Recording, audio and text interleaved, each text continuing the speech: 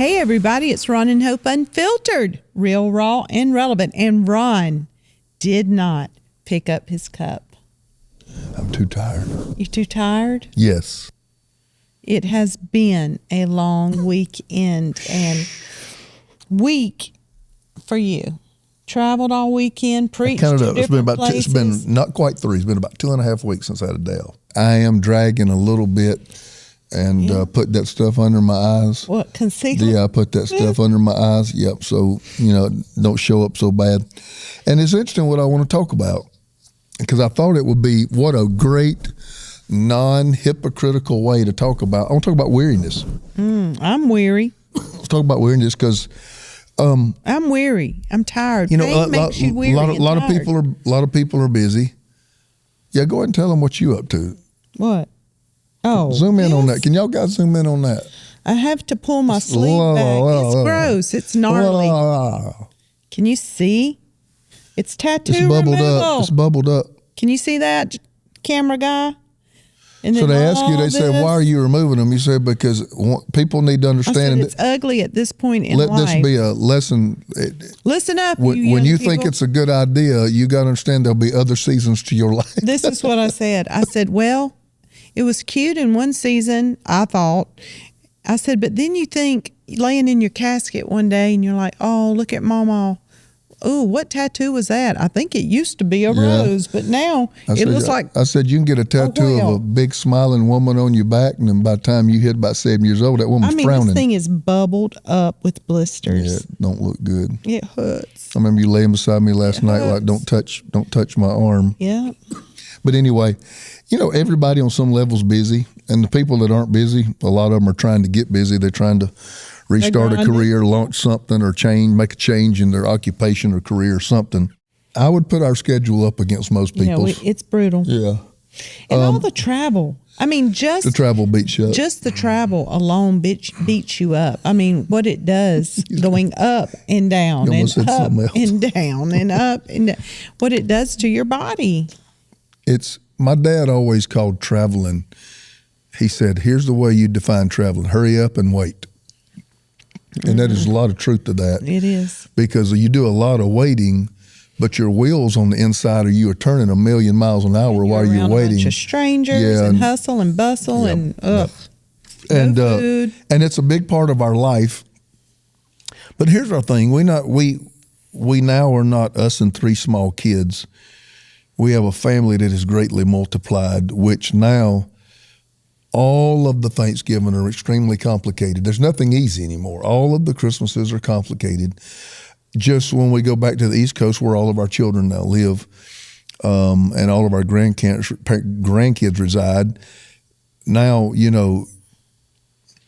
to try to do everything that we want to do to be good grandparents is toilsome. It's toilsome because while we're there, we have a campus. Yeah, we got to work. A campus that has tripled. Yes.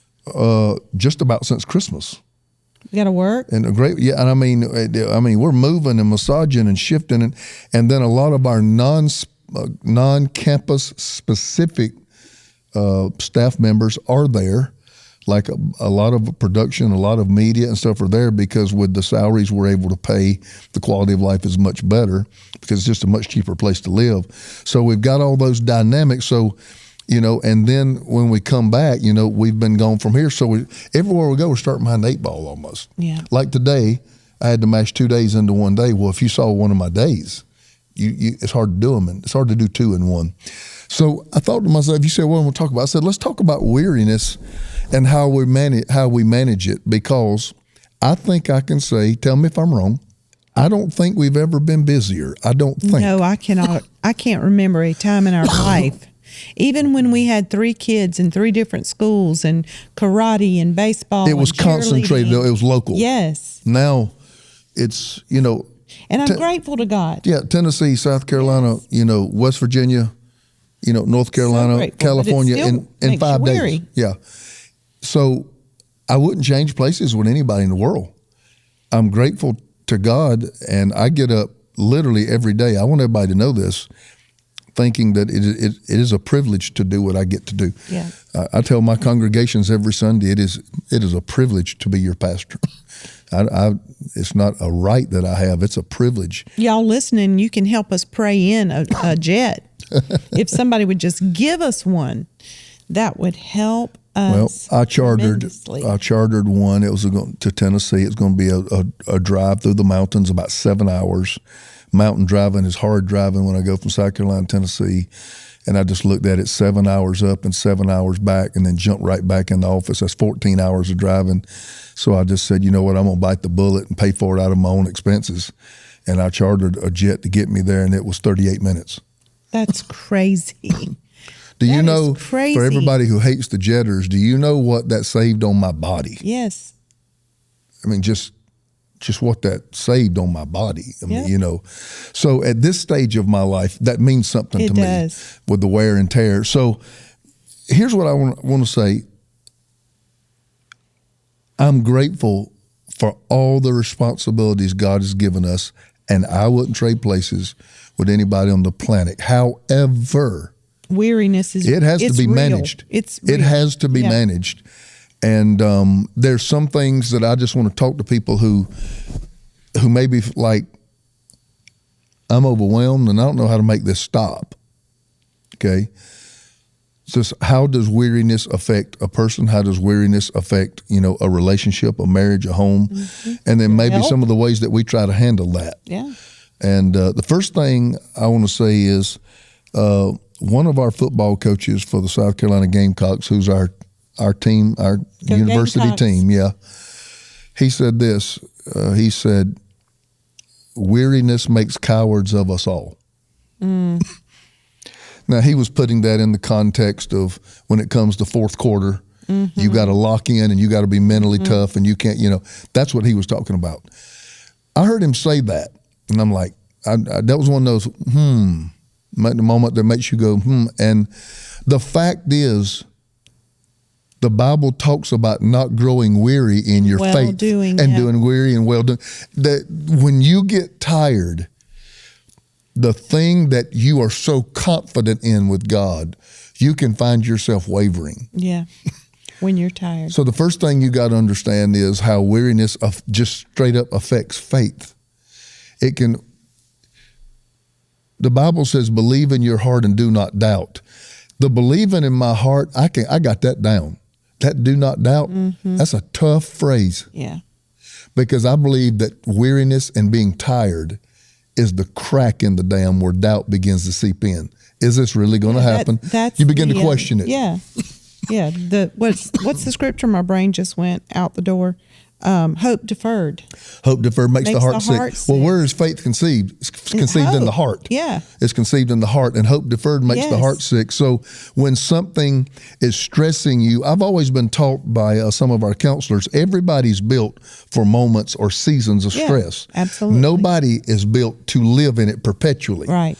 So you can't, you have a season of stress. That's you that say fight or flight. Right, you say 2020 was hard. Okay. Yeah. You can't say 2005 to 2025 was hard. Yeah.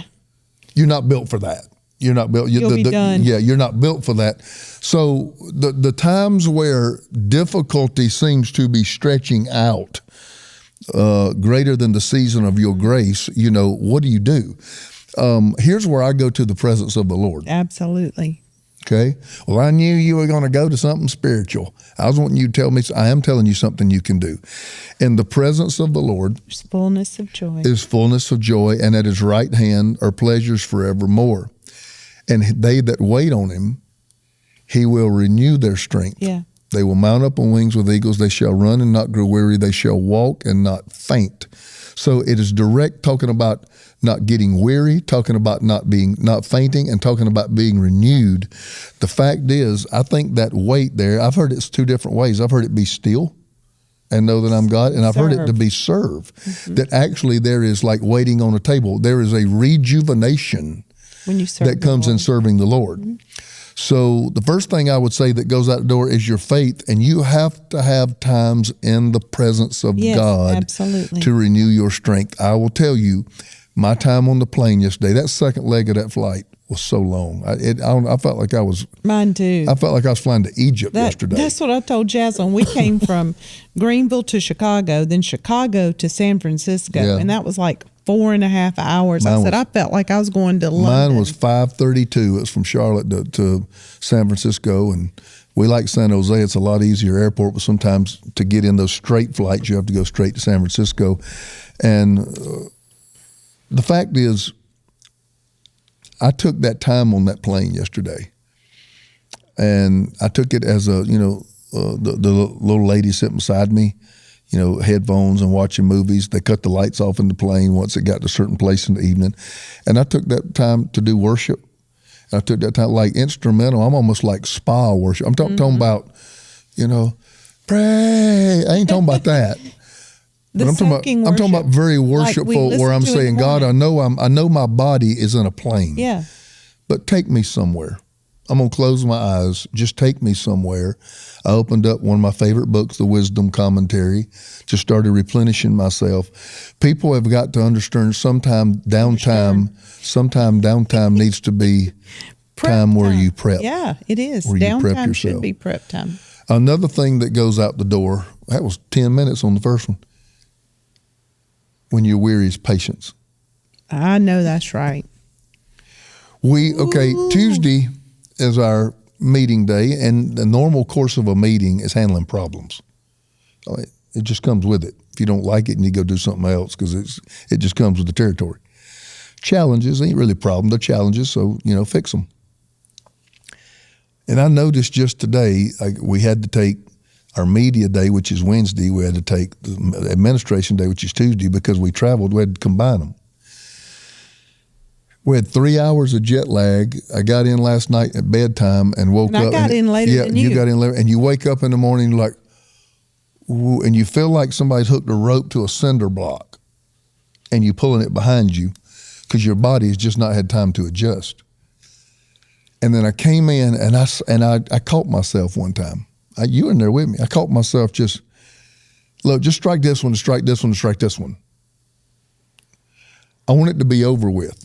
Instead of thinking through it, instead of taking time to process it, instead of asking questions, instead of giving information, which will be a normal process that I didn't do none of that. And I caught myself and I said, why are you doing that? You're tired. So in other words, I don't care about making a good decision. I just want to make a decision and be done, so it can be over with. And a lot of times weariness will cause you not to make good decisions. You just want something to be done.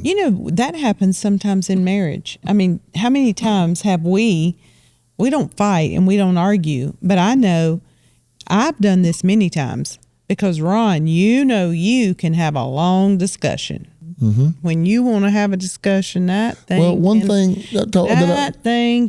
I've told people that I've learned in marriage is that we are always, always, always going to be working on me. Oh my God. You love a long discussion anyway. When you say, can I talk to you about something just a minute? I know what's about to happen.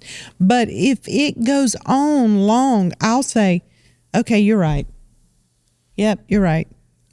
Because like you just said, I just want it over. Well, I saw an Instagram clip for married couples the other day where a woman said, Lord, here we go. Where the woman said, you know what, I've learned that about 90% of the time my husband was actually right. I just don't like his tone.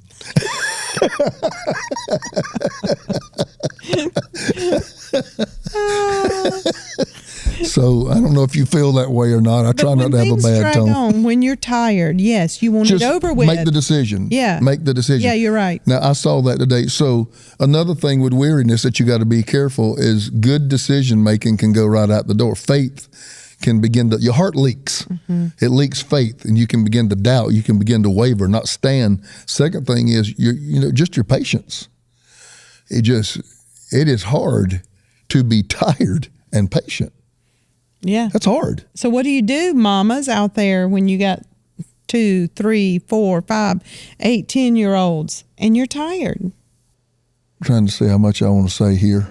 I'm called as to how much it is I want to mamas, release. You're tired. So I think me and you've done well in some things. And I don't want me and you sit here and tell everybody else how to do it, because everybody probably knows our story and seen our track record, knows we ain't done it well all the time.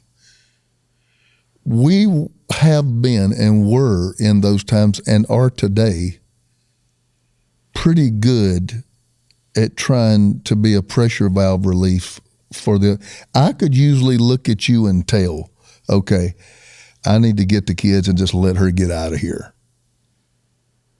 And you were now. You remember that time I came out of the house and you were pulling up in the driveway? I was thinking I shared that here. Did I share it on the podcast? I don't know, but I remember having Chase like holding him out. That yellow house. Yeah, and I came walking out the door with Chase, looking at you, holding him like, here, he's yours. Yeah, I pulled up. I got in the car. That was back when I wore a suit and a tie every day. I remember I pulled up in the driveway. We had it was 2-story, but it was a small yellow house, about 1,200 square foot yellow house.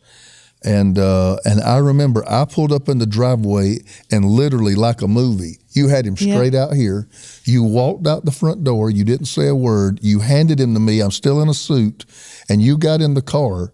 I hadn't even closed the door. You just got in it and drove off. I told you. I remember telling you, I'm going to Target. You may have. I don't remember that. I just wanted to go to Target, smell candles, and just walk up and down the aisles and just be diverted. Me sending you when we got 2 kids and very little income coming in on vacations, that's not realistic. But recognizing in your partner when they're at a breaking point. Yeah. And you, I told you this week, I said, baby, I'm tired. I called you from West Virginia. Yeah. And I said, you said, how you doing? I said, I'm tired. I don't tell you that all the time. So when I do tell you that, and I come up and you say, next weekend I got us a night here. And I'm like, I didn't ask you to do that. I know what you need. I know Ron. I know when he's getting like this, I know what it takes to snap it back. He's a quick recoverer. He don't have to go a week to another island for a week. Just get him out of here a day or two and he's all right. But see, I didn't ask that. And you're a lot of the ways the same way, I look at you and I can just tell. I need more sleep than you need. You do? I have to, when I get done and I'm weary, I just want to close my eyes and go to bed. Yeah. You want to do something different. I just want to go to sleep. Yeah. Tired to you means sleepy. Yes. Tired to me means I don't want to work no more. So I can come home at 3:00 in the morning from a preaching engagement doing a conference. Sometimes. Yeah. Well, it ain't that I'm sleepy. It's that I'll go sit down an hour. I got to come down. You can walk go right to bed. You can walk out of the car that brought you home and go get into bed.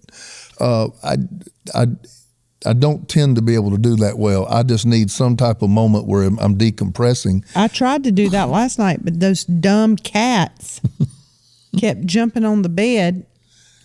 Yep. Chaz's cats. Well, see, I usually close the door and don't let that happen. Carolina. But an anomaly happened last night. I was in bed before you, which that's like an eclipse. I didn't even land until 11 o'clock. And I was on that 3-hour thing, so my body, and I knew I had to come in this morning. So I came in. Them cats about got punted last night. And them cats came in because we didn't close, because I would normally close the door.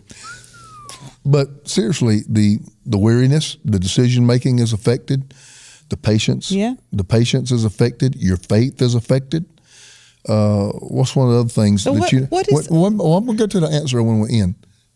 What's the thing that you say, when I get tired, I can tell? Sometimes I get sick. It wears on my natural infections. Body. Yes. I'll get a sinus infection. My immunity, your immunity, all of it just starts to shut down. And for me, that's what happens. Am I easygoing? You're very easygoing. Am I kind and gentle? Yes. But I get agitated. You do. I get agitated. You get quick. If you see me getting agitated, I'm tired. Yes. That is not my normal function. I'm worn out if I'm agitated. And I don't like that. I don't like it when I'm like that. And I know it when I'm like that. And I usually have to walk right back in the room and say, baby, I'm sorry. I shouldn't have said that. I shouldn't have popped off. I shouldn't have answered you like that. And that's when I know, okay, man, I got to change something. All these things are signs of weariness and things that weariness directly affects. And here's the thing about weariness, though, Ron.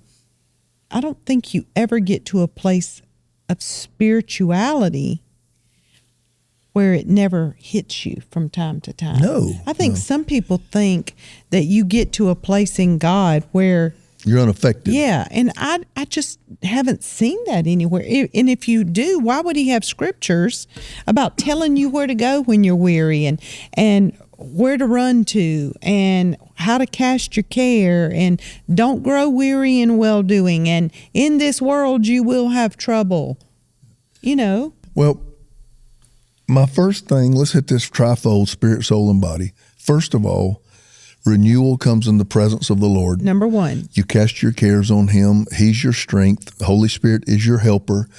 And the fact is, I know people don't want to hear that, but there's no way around the fact that there's spiritual activity that can affect the whole rest of you. It can affect your mind.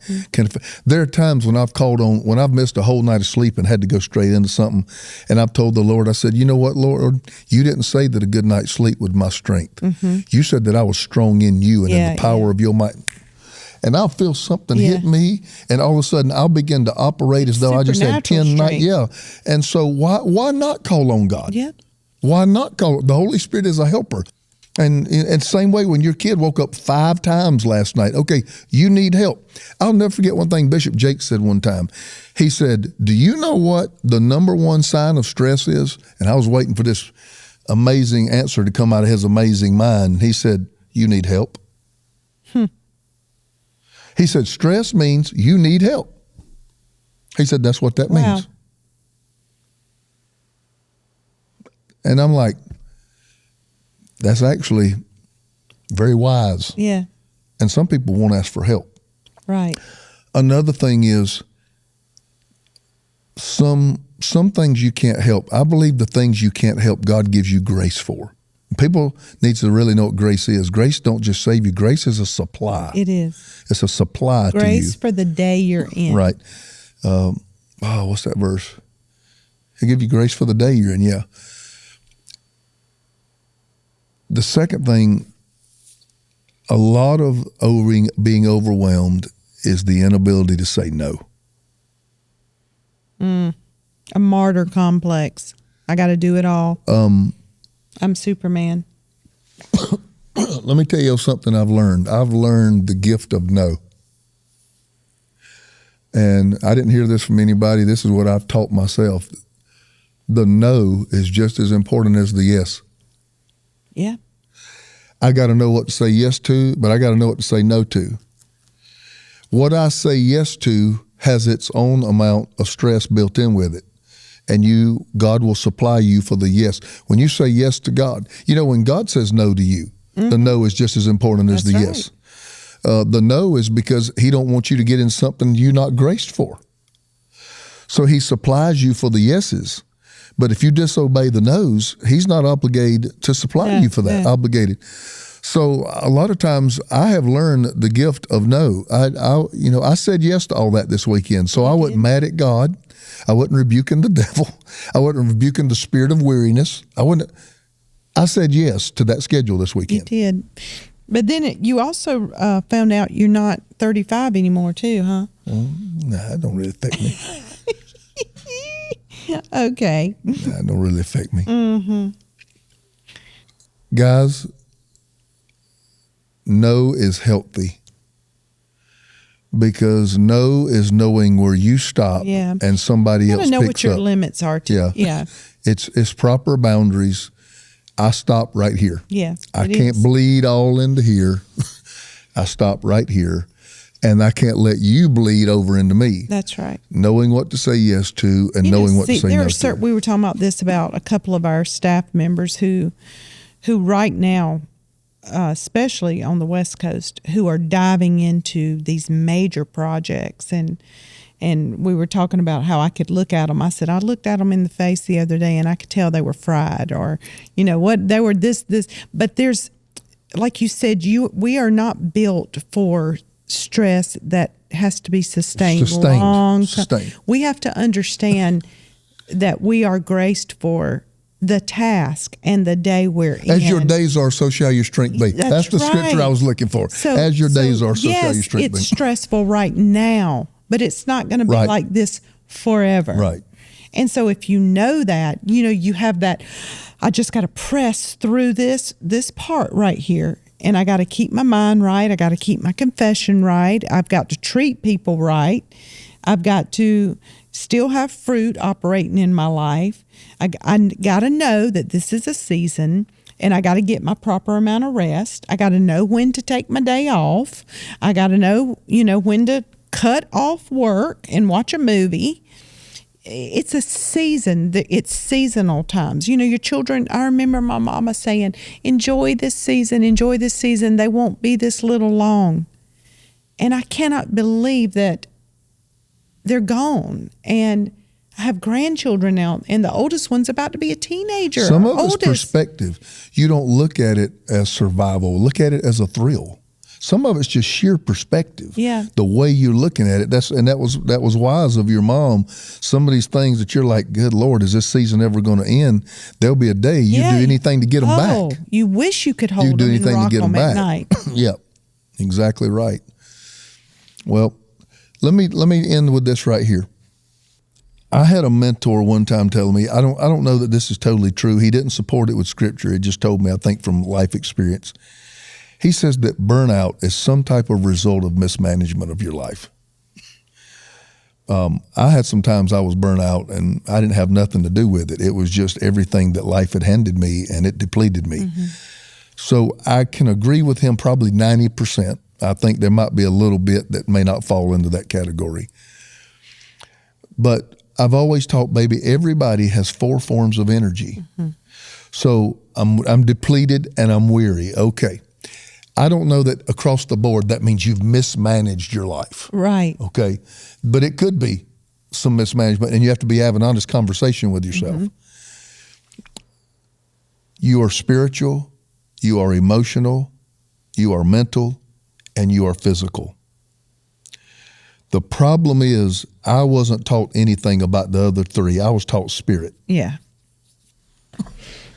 Some of the people from the heritage and legacy of Christians that I came from were some of the most unhealthy people, physically, unhealthy people emotionally, that I have ever seen in my life. And because we would just make sure you're right spiritually. You make sure you're right spiritually. You develop your spirit, man. And so everything was spirit. Mm-hmm. But God made body and soul. Their body's falling apart. Yeah, He made it all. Emotionally, they're a wreck, and mentally they're fried. And so I got to look at this thing. God has given me 4 tanks.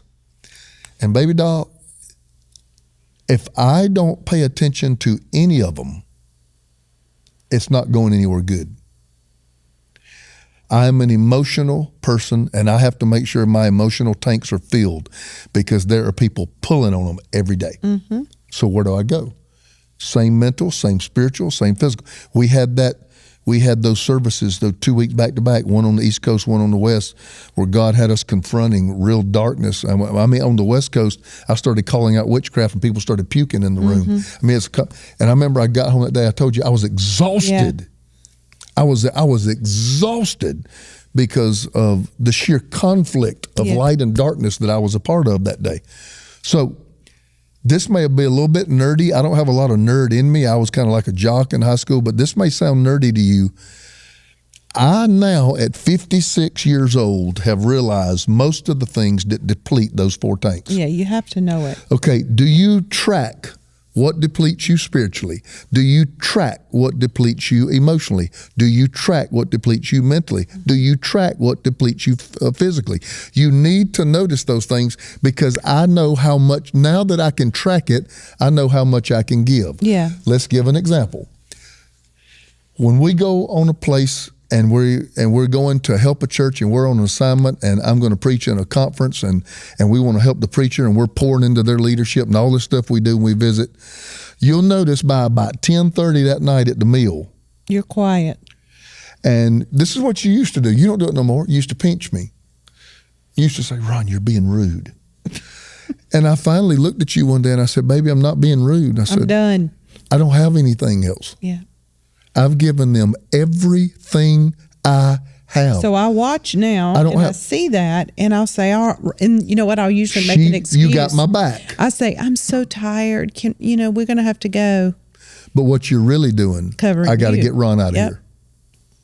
That's right. See, that about make me cry because that means a lot to me. Because you see how I preach my face off.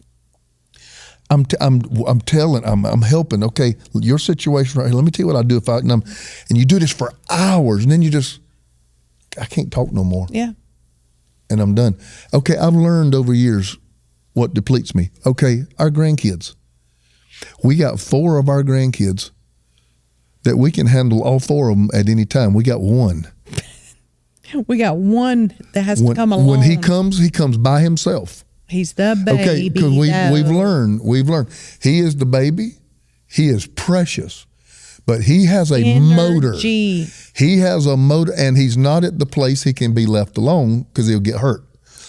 And he doesn't sense danger, and he's a high motor kid, and he has to be watched. I don't know where he got that. All times. So here again, this is just wisdom. You guys, y'all can come over. Nope. He can come over this night, and he can come by himself. And he's going to get our full attention. And after that, about lunchtime the next day, we're dropping him back off. You know why? Because we are fried. Okay? Yeah. And so we've learned that. Okay. That's long, short. I could go through an hour teaching on this. What drains you in this area, okay? Then you have to find what replenishes me. Absolutely. What replenishes me? Okay?